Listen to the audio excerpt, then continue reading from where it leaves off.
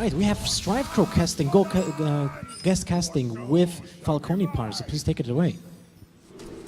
All right, yeah, well, I'm joined by someone who definitely knows how Eloise feels right now when it comes to tiredness, that's for sure. How you doing, Strive? I'm recovered after my loss. I was feeling pretty bad after, but I'm in an okay mood now. Good, ready to cast. Yeah, I'm ready to cast. I was talking to Eloise earlier about some of the stuff. I was teammates with Ek0p for a long time. He was in C9, so yeah, Ek0p's one of my favorite European players. So I'm expecting good things in this match. A little bit of bias here, then. So yeah, we've got Eloise with the Reno lock. And Ek0p with the Pirate Warrior. Now, this is one of those versions of the deck that's sheer pirates by the looks of it. There's no Alex Jones that top deck, dude, that was actually so sick because when you have this opening, this Buccaneer opening into the patches, the only thing, you know, when we're playing Doomsayer, you're always kind of praying that there's no Fire War Axe, right? And so Ek0p actually manages to top deck the Axe to get the Doomsayer.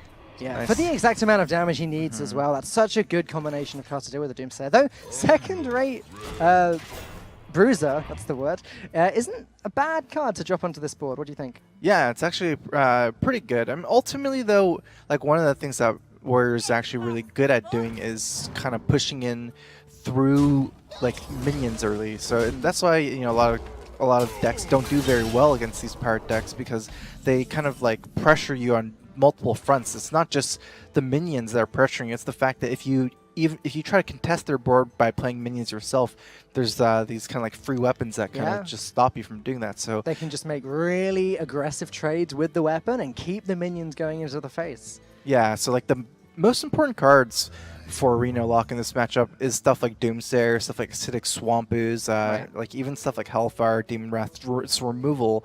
Eloise, you know, kind of curved out, right? She played a 2 and 3 drop. So at this point, her Twilight Drake is not really like an unfair card. It's pretty much just the Chill One Yeti. Actually not looking very good for Eloise at this point because she's pretty far behind on board and she doesn't really have a way to stabilize, no AoE board clear for a long time. Yeah, so. And look at that, the 4-drop Core Elite being picked up off the top there. Next turn, Ek0p's got Arcanite Reaper, which is just going to tear through any minion that's still standing. One thing I am looking at for Eloise, though, is if she can get a minion to stick, Power Overwhelming plus Faceless Shambler is a potential combo just to get a huge taunt onto the board. Oh, yeah, that's actually pretty interesting because you know, your Power Overwhelming minion is gonna die next turn, and you very likely don't need that +4/+4. But you get that, you know, you just get that big taunt, and it's actually something that's a pretty viable move in this matchup. Yeah, it's just something a little bit different, but against such an aggressive deck where the more taunts the better, and the better statted your taunts are, the better it could work out. Though it looks like she's going to struggle to actually get a minion to stick to the board, as Ek0p is actually clearing everything. Yeah, it's that's a kind of a turn. That's a very decisive turn by Ek0p. Right? He had kind of like two options. One's like Core Elite and go face. The other one that he did was ended up like just say Mortal Striking, trading off, because if he Core went face, there'd be some. Actually, like with the way Eloise played, she didn't really get too much stuff on board. Ek0p was always trading, but it does mean that her health total is pretty high. So she was kind of far away from dying. Ek0p did decide to kind of play a little bit longer game because he's actually still like keeping his board alive. So that's what's important. So he can actually go for a little bit longer game because his board is kind of snowballing. Right. The question is now, does Ek0p stay consistent to his former plan and trade with his weapon into the Twilight Drake? Or does he now decide it's time to put Eloise down to 8? It's almost guaranteed lethal next turn. It just doesn't play around Reno Jackson. Yeah, actually, I would expect Ek0p to trade here. If you look at his hand with Core Elite and Heroic Strike, he's in such a good spot this game that I think Ek0p can beat Reno Jackson. It's like, even if Eloise top decks Reno right now and plays on turn 6, I still think Ek0p has a chance, especially with that Sir Finley. You can get 100 hero power after, you can get life tap. And Eloise isn't going to even kill Ek0p for a long time. So I think Ek0p can afford to kind of play around Sir Finley, Reno Jackson. And you see she actually gets it here. So we'll see if what I say is true. Because I mean, that was a huge play, right? That 5 damage to the face would have meant absolutely nothing, and it may have even set Eloise up to make some funky faceless shambler play. I think she has to play Reno Jackson now, doesn't she? Looking at this Arcanite Reaper, this 5 damage, sorry, 8 damage on the board as well. Yeah, definitely. Every other move she would have been dead. Yeah. But I mean, yeah, the 3-5 was just threatening good trades on the board, so EKOP does trade. Let's see what happens. EKOP actually has 13 on board. He has, I believe, 8 on hand and getting this upgrade. So he has 8 damage burst next turn or anytime he wants. And that upgrade is worth, what, 6 damage? Yeah. No, it's worth 7 damage. Right? Yeah, that's a 7 damage upgrade. So I actually think EKOP's still in good shape. Eloise's hand is kind of small at this point, so she can't really do a lot with all these situational cards from Warlock. There's only like maybe 1 or 2 good moves left from Eloise's part, whereas all of EKOP's top deck are presumably just more damage. Right. It's funny because we've been saying in the previous games, once Reno Jackson's played in this matchup, the aggro warrior just loses. But the way that EKOP's been playing this, making the trades with the weapons, having these minions stick around for such a long time, that actually might be a broken rule in this game. Yeah. Reno Jackson might not actually be enough to save Eloise. Yeah, I don't like EKOP's move to trade here. I think after this Reno at this point, I think he should have just gone face. Okay. So it's like I guess he's trying to play around maybe something like Shadow Flame and try to keep his board, but there's a decent amount of board clears that would do pretty good here anyways.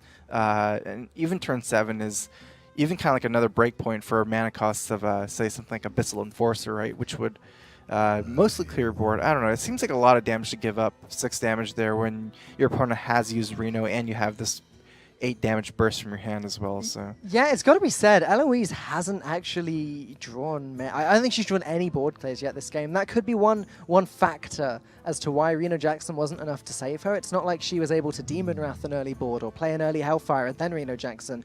She had to play it while EKOP still had this huge board of minions ready to continue dealing the damage. yeah. EKOP's play actually kind of worked out for him because Eloise had this PO Shambler combo. She doesn't have any minion to even Shambler at all, so there's basically no play she can do here. Does decide to go life tap, maybe try to draw something like Hellfire to at least like kind of clear the board. Has to do the next best move after Blastar Potion, but isn't this just lethal? Yeah, it does look like this game is gonna be a win for EKOP. Taking one for the Pirate Warriors even through Reno Jackson on turn 6. Pirate Warrior just seems like such a strong deck at the moment because if the opponent doesn't get the exact cards they need to deal with the threats and also heal themselves back up and also taunt, then they just lose the game. And actually, when I was talking to Lothar, we were saying that Reno Lock is one of the better counters to Pirate Warrior. So I think the fact that EKOP won this matchup is really important. Yeah, this matchup often is like super dependent on some of the early game plays. EKOP actually had the best possible opening with Buccaneer and Patches and then the Fireworks kill Doomsayer. That's actually the only opening that does kill Doomsayer on turn 2, and so I think that's a large part of what kind of happened this game. Do you think that was the game-winning play then, right at the start when the Doomsayer was dealt with? Yeah, I think so. I think it was very likely a game-losing play if you can't kill Doomsayer. Right, but, sure. Maybe there's still... Yeah, it was the same thing, right? Yeah, Other way around. I mean, either way, the Doomsayer soaks up 7 damage. It either soaks up 7 damage or deals a board. And usually, even if you're the Pirate Warrior, you'd rather not deal the damage but keep your board. And EKOP showed why that's such a good strategy because he was able to keep the board through the whole game. Now Eloise is coming back with her Jade Druid. Okay, yeah, this is one of the decks that I didn't like when I saw Eloise's deck, but when she played this Druid against Forsinge, it kind of seemed like it was kind of like a Malygos deck because she didn't get any Jade cards. It was different, wasn't it? It had Aviana in it, I think. There was Kuhn in this list. I don't believe she's running Aviana. So, okay, right. From talking to Eloise, I believe this deck is kind of like an anti-aggro-ish Jade Druid. That's why she's matching it against this warrior. So the Kuhn is kind of there kind of to get the armor in some ways, and maybe for some tempo plays.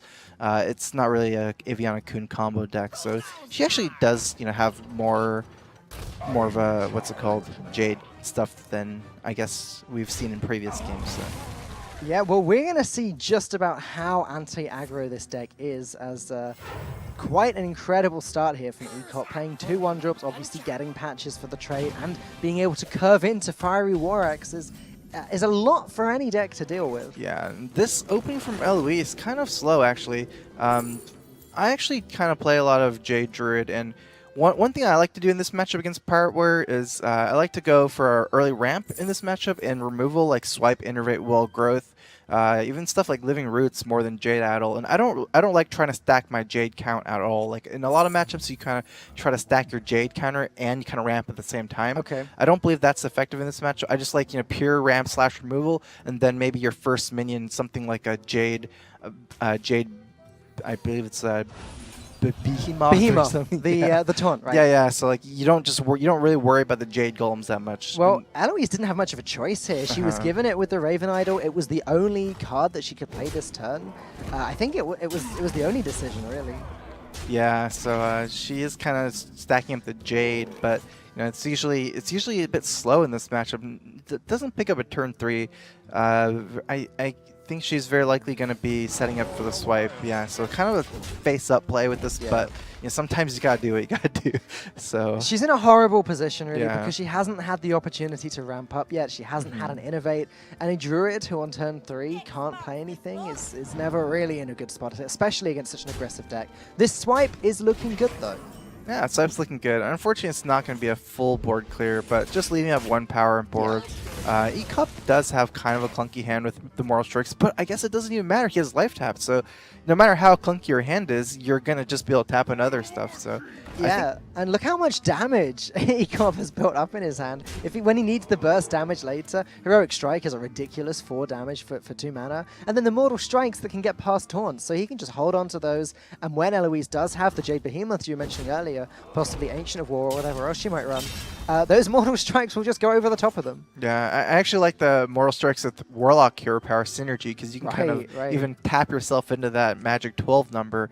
It doesn't even seem like it's going to be needed this game because Eloise just another kind of weak turn 5 play at this point. Just playing out an Azure Drake, which isn't really a tempo minion. It's kind of like there to cycle through your deck in some ways. So not even the strongest turn 5 play. I could see anything happening here. It looks like Ek0p is still trading to preserve his board. Well, the thing is, for the second game in a row, Eloise just hasn't really been able to pick up the tools that clear the Pirate Warrior's board. Yes, she had 1 swipe, but it wasn't enough. She needed this Wrath earlier. She needed a Living Root. She needed all of these cards together, not just one after the other really slowly. Yeah, this is like the classic pirate opening, right? This is kind of like what I see a lot in ladder. You're just gonna get run over. I don't know. Actually, before this series, I think Pirate Warrior hasn't been doing that great in this tournament. A lot of people had the answers and the tech. And just just didn't work out like this. But this is kind of showcases the power of Pirate Warrior, because I was almost thinking I wasn't that good based on some of the stuff I saw previous in this tournament. But you're right. And do you know what? In Group A specifically, I think all of the Warriors were Dragon Pirate, not just the straight up Pirate version. But you're right. It's funny how the groups are kind of a little bit different. Like Group A had no Jade either, no Jade Druid whatsoever. They had other Druids. Group B had a lot of Jade Druid. But this deck is definitely working out for Ek0p right now. I don't think that Eloise can survive too easily here. It looks like she's doesn't play the Blood Mage with it to kill the Frothing. She has to armor here or she's gonna die. But I mean, this is just leaving up the Frothing. I feel like the problem with this play there's no good play because every other play she's gonna die. But the problem with Eloise right now is that she has no way to deal with the Frothing, and she has all her hand is slow minions like Gadgetzan, Arcane, Giant, Blood Mage, and Nurse, which is the slowest one of all. So it's just she has no good moves the next turn, and she's just gonna get run over even more. Probably expect to see, I guess, Frothing would be kind of playing for the most late game, but Ek0p doesn't really have mana to play all his burn next turn with his minions. So I guess Ek0p's just deciding that he would get more damage over the 2 turns by using a 4 mana here, so he can use another 3 and a 4 next turn. Yeah, well, Ek0p is in the position where he's going to win very, very soon, one way or another. Eloise, once again, not able to clear this Frothing Berserker, which is just a nightmare on its own if left unchecked. But the fact that Ek0p also has the Horse Rider there, the Mortal Strike, the second Frothing Berserker, if Eloise did manage to deal with the first one, Yeah, I don't think there's a way out of this for Eloise. And this is it. She's dead this turn, because Nourish is going to have to play, draw some cards, so I don't think she has any outs here. So maybe double Living Roots, but still, double Living Roots would keep you alive on board, but you'd still die to Ek0p's hand. Yeah, so Ek0p going to take the second game with his Pirate Warrior, leaving Eloise with only her Shaman. Yeah.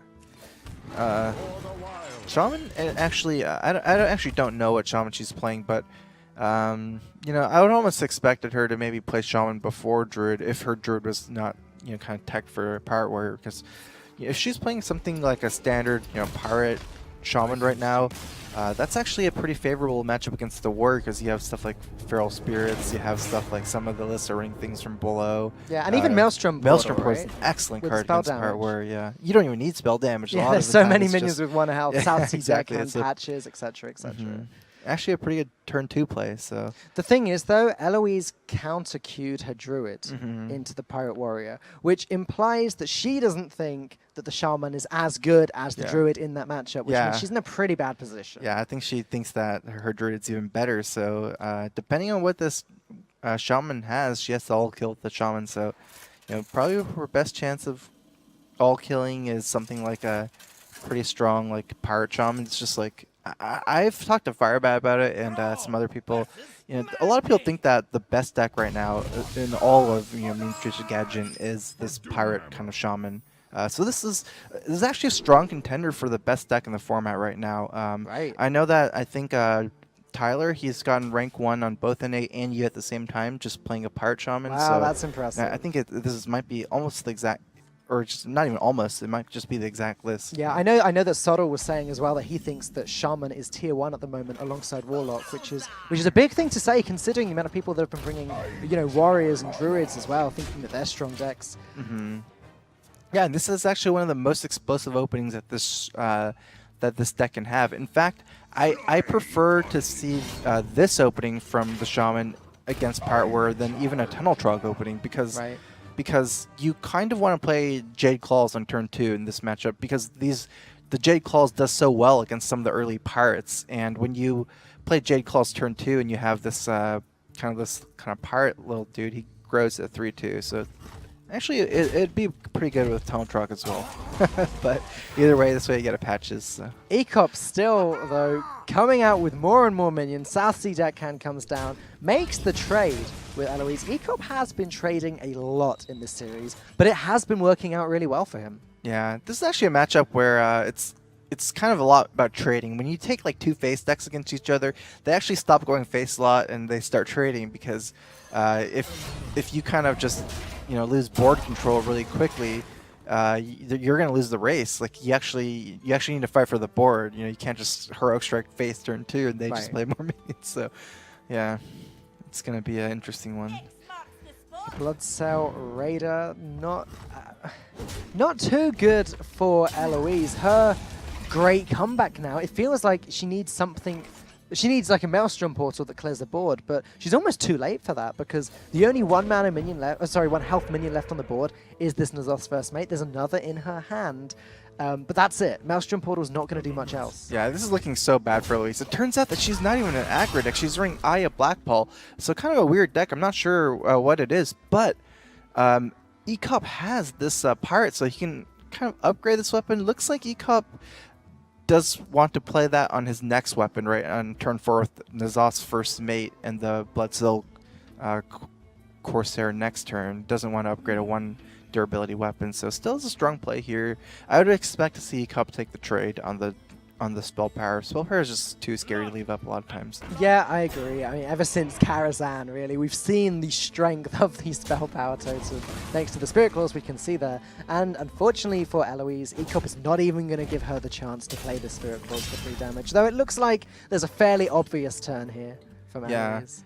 I Well, kind of Jade expect to see Lightning's Jade Lightning. worth considering. Yeah, right. So I said that before I looked. Uh-huh. There was a 4-drop there that actually will remove a lot of damage from the board, and playing Jade Lightning into Flame with Faceless, into potentially the second Flame with Faceless straight after, does seem very strong. That's a good curve, because right now Eloise Jade counter's at 2, so she'll summon a 2/2, which kind of loses to the minion 3/3, but she has a Spirit Calls next turn with the 4/4, with the 7/7, so it actually lines up well for Eloise. If Eloise plays Flame Wreath, the problem is she's overloaded for 2. That means she cannot play Jade Lightning or her other Faceless next turn. So the problem with Flame Wreath Faceless is it doesn't really have any follow-up plays, at least from her hand. She has to get lucky with top decks. Yeah, it just kills the 3/3 with Taunt over the course of 2 turns. Yeah, this is definitely better.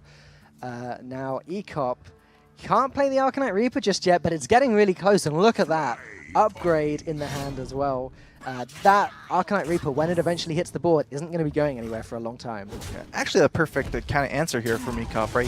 He doesn't even let Eloise take the trade with the 2/2. Just that exact number perfectly works out for EKOP. So this turn, Eloise doesn't really have too much things going on for her here. Like we might see a Lightning Bolt maybe on the 3/3, though it does overload her so that she's only got 3 mana next turn, which is quite awkward when you've got Flame Wreath Faceless sitting there ready to go.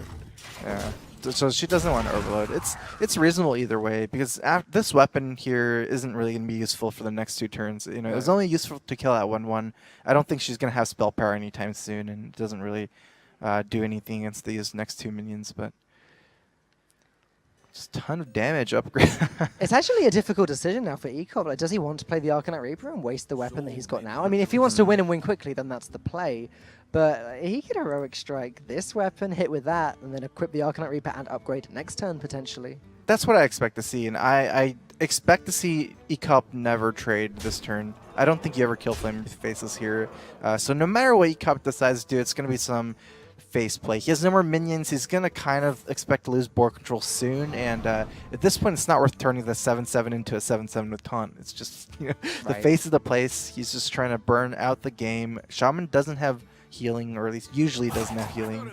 And I wouldn't expect EKOP to think that Eloise would have healing this list either. So just decides to do the play, 6 to the face, and then I guess he's thinking whether he wants to upgrade here or next turn with Arcanite Reaper. We have seen some more mid-range Shaman that does run the new healing card over the last few days. Yeah. And actually, we did in Group A see a Shaman just like this one, which seemed aggressive at first, but did also run Aya. So it's not just Eloise that's running a list like this, but it's not looking good for her right now.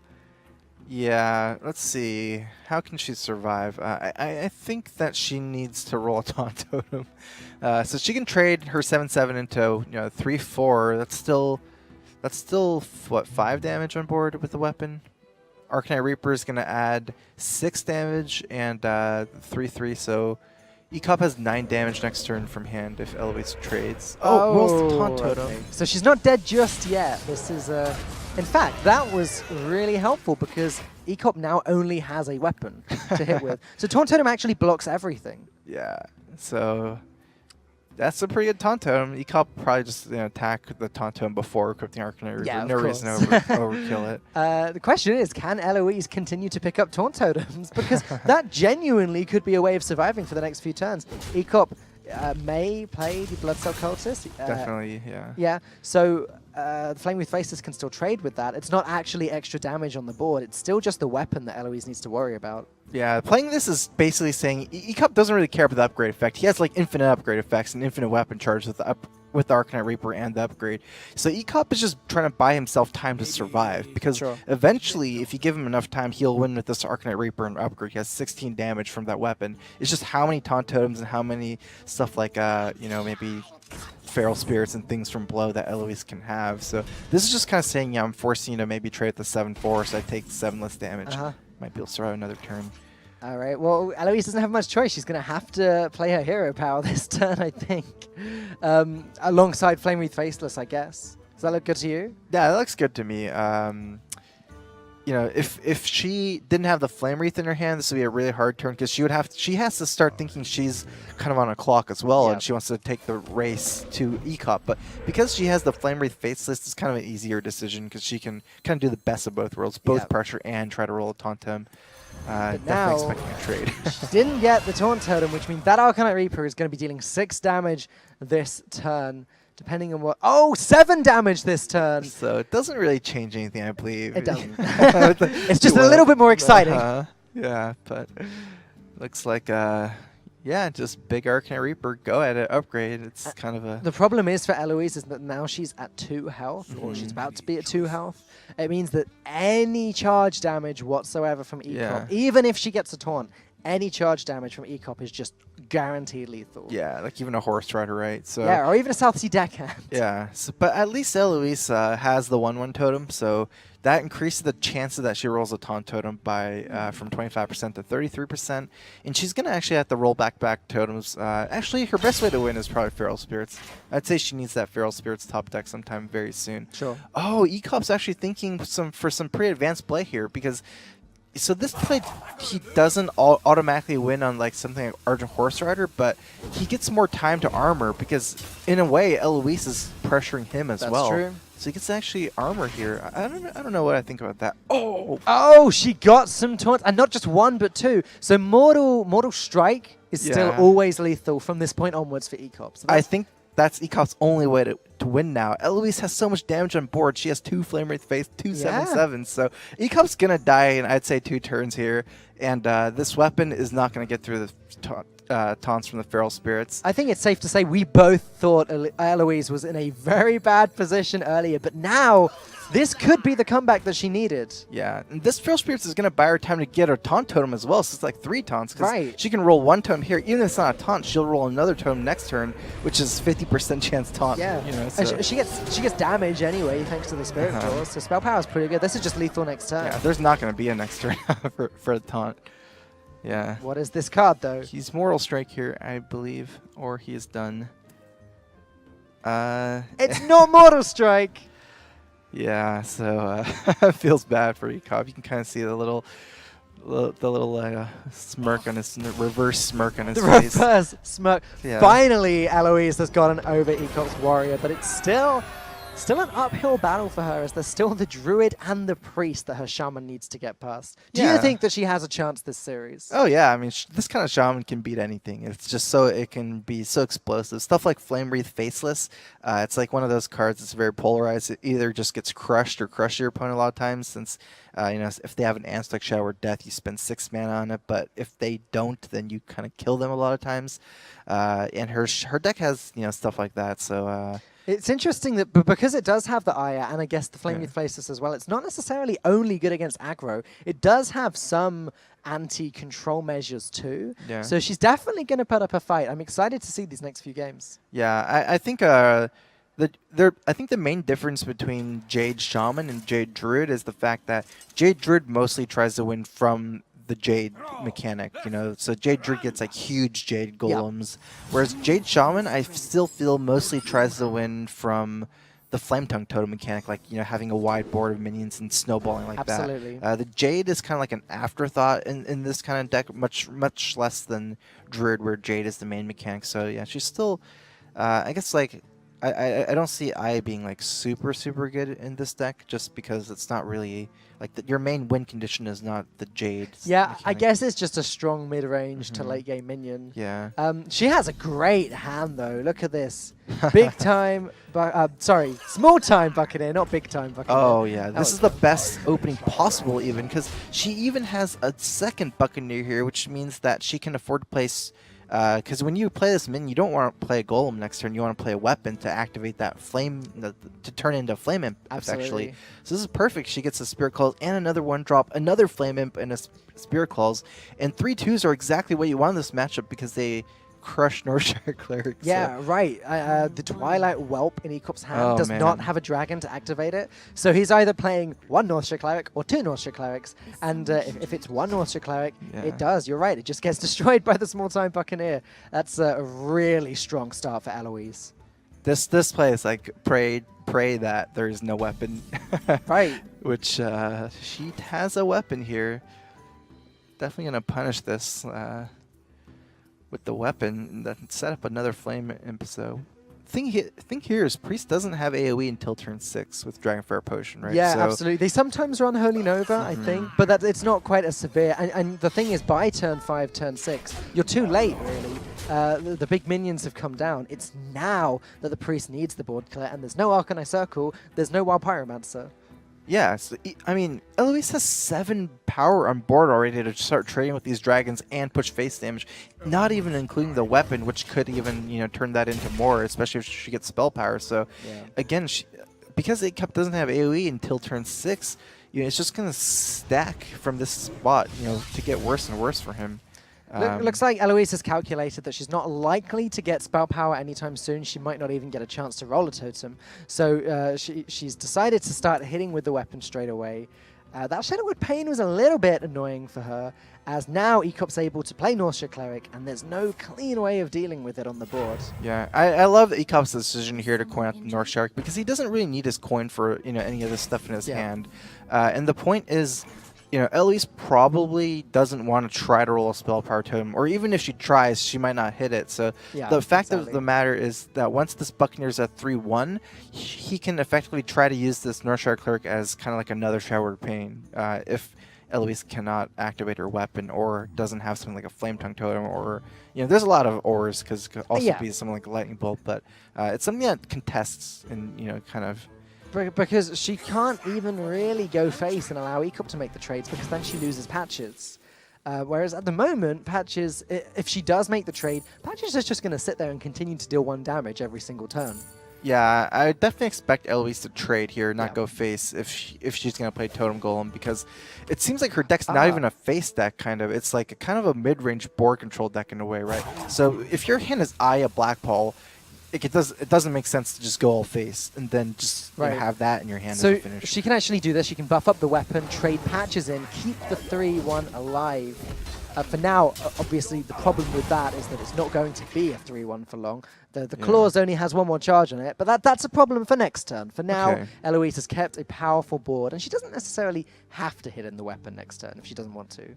Yeah, that's a really good play on her part. If you look at her hand, all she has is Aya and a Totem Golem, so she does have to kind of like stabilize the board until turn 6 to play Aya, and this way she gets to kind of make the most out of her hero power to get some value off of that. Whereas if she played just Totem Golem, then her hand is just Aya and 3 mana next turn, and she doesn't have anything, so she might as well kind of use that hero power there, get some value from it. Lava Burst, okay. It's kind of awkward to play this turn, firstly because it's off curve, and secondly because of the amount of overload you get from it. Yeah, I would expect to see Totem Golem here. Part of it is like you kind of do want to play Lava Burst this turn because you don't want to overload on turn 5 before Aya. But if you put Lava Burst this turn, you play Totem Golem. Oh no! Oh, that is not good. Ek0p! Oh, feels bad. That is so disheartening to watch. Poor Eloise. Yeah. To finish my thought, I guess, I was going to say, even if she was Totem Golem on turn 5, she's still overlaid for Aya, so might as well do this, but that's a game-changing play. You can tell this is why you need sleep. This is why you need sleep. I don't know how you did it last night. I mean, it's easy for everyone to make mistakes with the new cards that have these conditions, like having a weapon on the board, because we're not even used to the new set yet, but having to do it with as little sleep as Eloise has had, with as much travel as she's had, it's completely understandable that she'd make this mistake, but I'm sure she is not going to be very happy about it. Yeah, she is. You could see the look on her face. She's kind of, her deck is kind of weird, right? Because she's running like Lava Burst, so she's running like a lot of, she is kind of like a face deck in a way, but the Aya almost doesn't really make sense in her deck. Like you can see from this game that by the time that she's, although she made a mistake this game, but you know, by the time that she's playing Aya, it feels like if the rest of your deck is all like a face shell, you play a 6-drop that doesn't have charge, like Leroy, for example. You know, that might be a better card to have instead of Aya. And for this kind of deck, it's just, it forces you to play for board control. Right, because you don't want to go face and then lose board control and then play Aya. You need to continue rolling board control and then play Aya when you still have board control. So I don't know. I guess it's almost the equivalent of a hybrid shaman as a result, because it does have sort of a mid to late game win condition. But I guess it's more built to beat aggro. And Eloise did manage to get over the aggro deck, but now, especially down to that unfortunate sequencing error, she is going to struggle to stay on top of this game now. Yeah, she actually had to just overload again last turn, so next turn is actually still not an Aya turn. So next turn she has to try to get something good for a top deck, but E0p's quickly pulling ahead. You know, Dragon Priest doesn't really run out of steam. He can just continue going at it. You see this kind of Twilight Drake picked up. You don't see that a lot in Dragon Priest for reasons similar to this. Right. It's like a 4-mana, 4/4, 4/3 in this spot, but yeah, Twilight Guardian was sort of the replacement to the Twilight Drake in the Dragon decks when it came out. Like a good mid-range Dragon minion that's good in all scenarios. The awkward thing is for now for Eloise is that she can't Lava Burst because that means the next turn's not an Aya turn either. Okay, yeah. So Lightning Bolt hero power to deal with the Drake seems fine. yeah, this is kind of setting for Aya, but I mean she's pretty far behind. What's your J count? I think it's only at 2 or even 1 maybe. Yeah, I don't. Just from the claws, I think. You're right. I think it was just the claw. Actually, no, wait, we the didn't claws even was see last Spirit game. Claws this game. It's a 1. It's a J it's a claws either. 1. It's a 1. It's yeah. a 1/1 from Aya. Oh no. And a 2/2. Okay, eventually a 2/2. And a 6/3. Yeah. But Aya is just going to die to either Shadow Word Death or Blackwing Corruptor or Twilight Drake. Yeah, so I like E0p's decision to save the dragon to activate the Corruptor. He also gets to just use all his mana and get the heal. You know, the 2 points of healing is actually nice here. Probably to see Aya come down, you know, might as well play her. This is like all to finally play Aya coming down, but yeah, I mean, at least Eloise does have some stuff late game. I just don't think that she has the density of Jade cards in her deck to really snowball this Aya after, you know, because Aya is increasing her Jade counter by 2, but you know, what does she have? She has like Lava, Jade Lightning, and Jade Claws after Aya. Yeah, there are still other cards. Like, Jade Lightning wouldn't be the worst card right now. Unfortunately, Flame Wreath Faceless is a pretty bad card right now. Yeah. Just because we can clearly see Shadow Word Death there. Yeah. Still have to play it. Well, it's the only play, isn't it? In fact, she's going to clear the whole board, overloading herself by 5. And that's just going to end badly for her. Yeah, the Shower Death is going to clear the only threat. You know, eventually E0p is just going to heal out of range for any kind of aggro. I guess the way Eloise is playing is she's going to try to win from her Jade counter, but I don't think it'll probably happen. It's actually kind of weird to see the 2/3 being played here, because that means that the Bookworm cannot be played next turn, very likely, and you know, Bookworm can hit like almost every minion in this deck. The main problem Eloise has here is just the fact that she has no cards in her hand, and as far as I'm aware, she doesn't have any mechanics to refill her hand unless she does run an Ancestral Knowledge, which I don't think we've seen yet. She just has no way to build up her hand again. If that Druid hero power was even life tap, then maybe she'd still have a chance to gather up a bigger hand and win the game, but unfortunately, it's just not happening at the moment. Yeah. I guess one of the reasons why E0p might have played this is because he has a Shattered Pain, so he doesn't really need the Bookworm. But you know, I guess from my perspective, I kind of think that you want to develop Bookworm as soon as possible instead of Shattered Pain, just because the 3/6 body is really good as well. So I'd kind of rather try to get the Battle Cry off from the Bookworm. I don't think it'll matter. It doesn't look like it. All right, Realmwest Agent, sure. Just developing another 2 damage onto the board, preventing Eloise's Spirit Claws, which weren't doing much damage anyway, but preventing these from hitting the face. I thought the mouse was going towards the concede button. Now, there's Jade Lightning, one of the better cards to pick up right now. Probably the best card even. The 3/3s perfectly contest, but you know, we see that there's some Showered Pain effects. But this is where, as you said, Bookworm would actually be a really strong turn from E0p. He could still pick up another dragon. Again, not that he needs it. He's still in a very solid position even without. Yeah, so, you know, he still has Showered Pain even if there is no dragon. Okay, so just setting up Bran as a minion. I would almost kind of expect to see like the Bookworm being dropped for tempo in some of these turns. You know, there's... Sure. Yeah, like most small minions, he could just trade for them with the Bookworm, even if it's already on the field, and he can just heal it after having the bookworm in your hand, I guess, is a dragon to activate other dragons like Dragon Operative. That's what I kind of like to see, you know, the Twilight Whelp being held as the last card. Yeah, with yeah, those for sure, dragons, because it's so. a low impact minion, but can be Yeah. pretty high impact as a dragon activator. Eloise actually picking up the Feral Spirits there. It does one thing, which is prevent all of ECOP's damage next turn. It's slowing him down, but not really making any progress for her. Yeah, exactly. Like, you know, what ECOP is trying to do, like, he's not really trying to kill Eloise as far as bring her down to 0 that fast. Like, his deck is naturally the deck with the Ooh. better late game, with a higher mana curve. Oh, it's a perfect combo. This gets a dragon, and then he can play the bookworm. So Yeah. it's like he can activate both dragon cards, like both cards that require dragon, with only 2 cards. Do you know what, Deathwing? Why not? Okay, why not? Okay. That's Oh, a- and of course, I had completely forgotten about the Bran as Yeah, well. that's actually weird to see Deathwing. You would expect most other cards to be picked over Deathwing if you have board control, you know, because Deathwing at this point just kills your own board. Well, I guess knowing that he gets another pick as well, Uh-huh. and the, you know, in the crazy scenario where Eloise does somehow get the board back, Yeah. Deathwing is just the guaranteed win. Right? That's true. Yeah. So like, there's just no harm in picking it. He had Yeah. an Ixia.